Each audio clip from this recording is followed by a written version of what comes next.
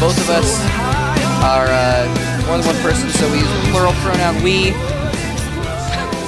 Which is not to be mistaken with World Elite, the Chinese clan associated with Prime. Yeah, which Polt just took that game, so he's associated with them. It's like Wolf and Moletrap.we. That's right. Are at the GSL. By the way, I have a cool tip for you guys. Those of you out there on GOM Player, trick that my buddy Joe just told me about. Apparently, if you get lagged behind on GOM Player, you can hit C, and it'll catch up the stream, so you're on par with everyone else you're chatting on IRC with, and then you hit Z to return it to a normal speed. Yeah, I had no idea. I think if you press X, it slows it down, and a lot of people, some people used to call this thing. I remember someone told me about Zombie Artosis. You go listen to Zombie Artosis or something, slow it down, and they listen to Artosis and Tasteless cast in slow speed, and it's sounds hilarious. Wow, that sounds cool. You know what? Let's do a little experiment, okay?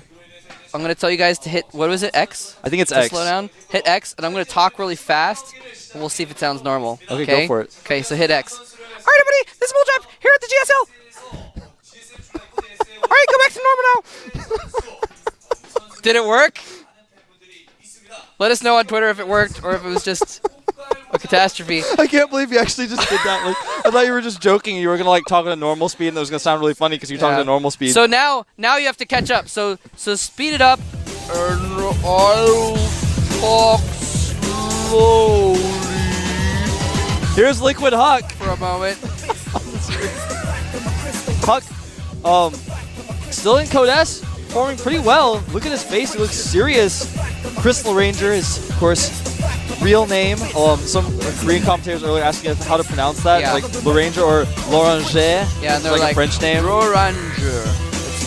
The Korean alphabet doesn't actually have all the sounds that other languages make, so it's hard for Koreans sometimes to know how to pronounce stuff because there's just nothing that usually represents that. So Huck's win rate versus Protoss is not very solid, not very strong. No. He's actually had some recent struggles against Protoss. And PvP is one of those matchups where even if you're a really good player, you won't necessarily win because it's so technical and there's so many ways you can just lose. Like we saw MC lose yesterday to Alicia, almost only because he let the pylon get up and he lost one of his stalkers. There was a shot of Huck there. Now his opponent is someone who I am actually a huge fan of, Hosto-san, formerly San Zenith. And I thought from the beginning this guy was awesome player. I mean, I sound like a hipster right now because I'm no, I like San when everyone thought he was bad because he misplaced his Nexus and blocked it with cans and stuff. But I actually looked at him back then. He was doing stuff back then that people weren't doing now. Great player. Joined Hosto, which is actually university-sponsored team. I got a trivia question here for you. Okay, looking at the records of San and Huck. Okay, which one has a 58% win rate versus Protoss? Neither. Trick question. That's both of their win rates combined. Exactly. 25 and 28. In fact, Huck was on State of the Game, and they asked him about what he thought about his match. And he said, well, San's PvP is really bad, but so is mine. So those were his thoughts, and hopefully he can bring it out here. Of course, this is the English stream, so I know all of our fans here are probably rooting, most of them at least, except for Wolf, he's a traitor, are rooting for I have no bias when I cast games, Moletrap. Okay. The first map is going to be Belshire Beach, and afterwards we've got Zelnaga and Zelnaga Fortress, followed by the Caverns. San eliminated Terminus Re, and Huck eliminated Crevasse, so both of those maps actually kind of interesting to eliminate. Crevasse, one of those maps where it's hard to hold a 4-gate on. I guess neither one of them wanted to. And Terminus, though, you can hold a map either. Yeah, you can hold a 4-gate on Terminus with the ramp. With Crevasse, the ramp gets kind of iffy, especially if you saw what MC did yesterday, or Alicia rather. Put the pylon, you can warp over the rocks. Yeah. So there's some interesting situations where that can be used on Belshire Beach as well.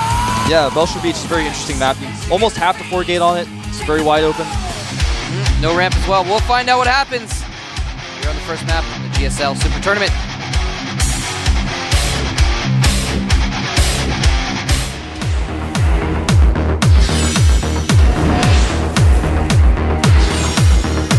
Liquid Huck versus NS Hosto-san. Love those intros. So hardcore. All right, here we have our red Protoss player representing the rest of the world. No pressure, though. His name is hard to pronounce for Koreans, but his ID is... Liquid Hawk. Huck, representing Team Liquid. Some people in the audience making some Hulk sounds. Hulk smash! Oh, dude, they copied Doa's idea. Oh, I guess say someone else might have done it before him, too. Anyway, here is the challenger representing Korea. Moved around to some different teams. He is known as... NS Hoso-san. Okay, continue with... Son is proxy-gating Huck. Wow. Look at him with the proxy gate face. It's a proxy gate face. That's a proxy gate face. Well, he's making that face and he's proxy gating, so obviously. He's actually only going to proxy one gate though, but it's so close to Huck's base and it's at a faster timing. You should be able to, what he's probably going to do is just run by and target down some probes. Huck actually making a forge as he spots this.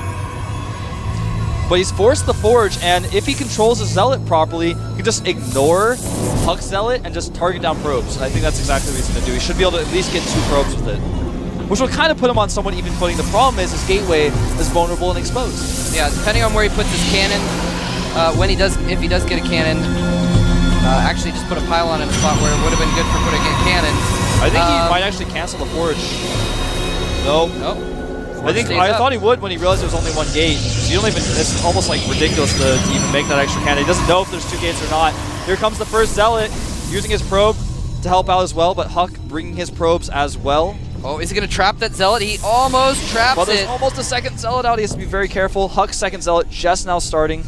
And the cannon is going up right now, so he's probably going to be pretty safe, and I don't think he even lost a probe yet.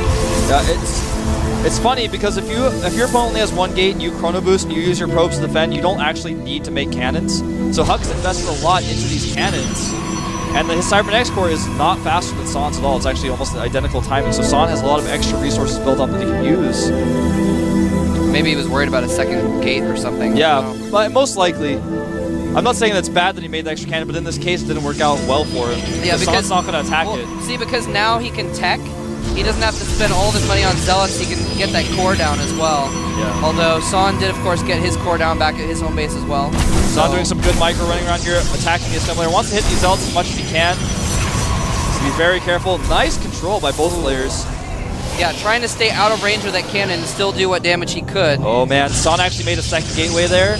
Thanks to his proxy, he's actually chrono boosting out a stalker right now. That is interesting. Huck chrono boosting his stalker out as well though. This is going to come down a lot to micro. Yeah, this is what's so fun to watch PvP because of the micro. Huck actually putting up 2 gateways though at this point, and he's got a first stalker. He's going to put it on the high ground where it can't be shot back. Beautiful move. It gets within range of the cannon, but he's already taken some hits there and forcing him back out of the choke. A little bit of a battle going on.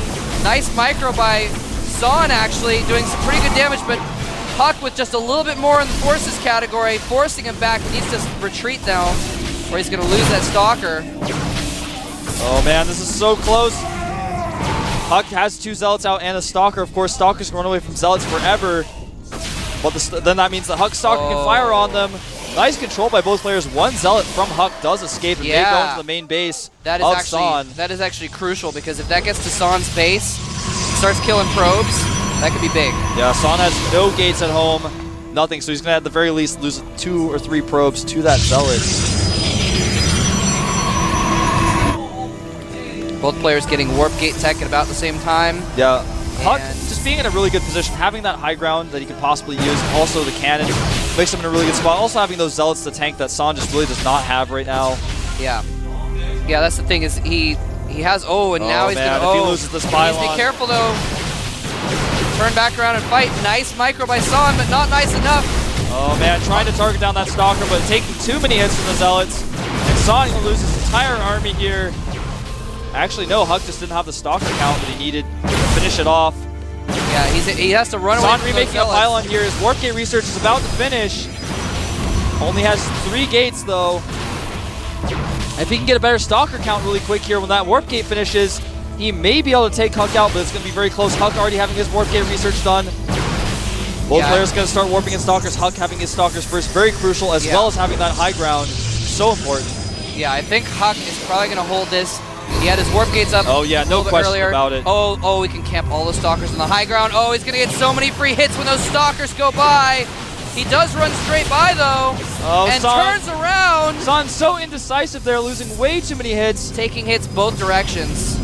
Even the gateway can get hit by those stalkers that Huck has on the high ground, and Huck has basically held this rush off and is in a great position now to basically do whatever he wants. Yeah, because now at this point, when if a battle happens, he's probably going to win the battle, and then he can take out Son's gateways. Yeah.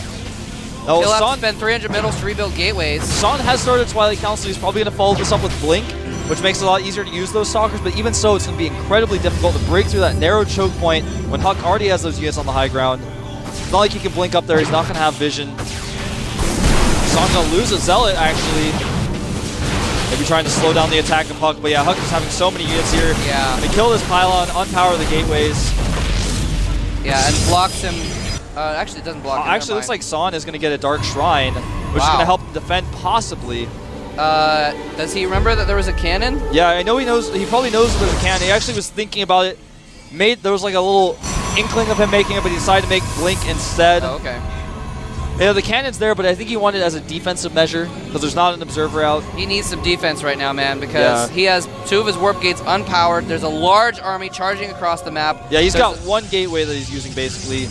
And I don't know if Blink's going to be enough to hold this. And actually, Blink's not going to be done in time, Moltrap. No. Looks like Huck is going to take this first game, but let's see. With that high ground advantage that Son has, he's going to try to make use of it, but I don't know if it's going to be enough. There's way too many units. So many Zealots coming in, tanking the hits. And GG! Huck takes game 1! And nicely done indeed, holding off the rush with good decision making, using that high ground advantage, and the cannon, I thought, was a little bit much, but ended up really helping him because that narrow choke point, the positioning of the cannon, made it so that whenever the units came in, they couldn't really kind of poke at the gateway. So even though at first, in hindsight, it was like, oh, it's kind of a little bit too much to make the cannon for just 1 gateway, but it ended up helping him out significantly.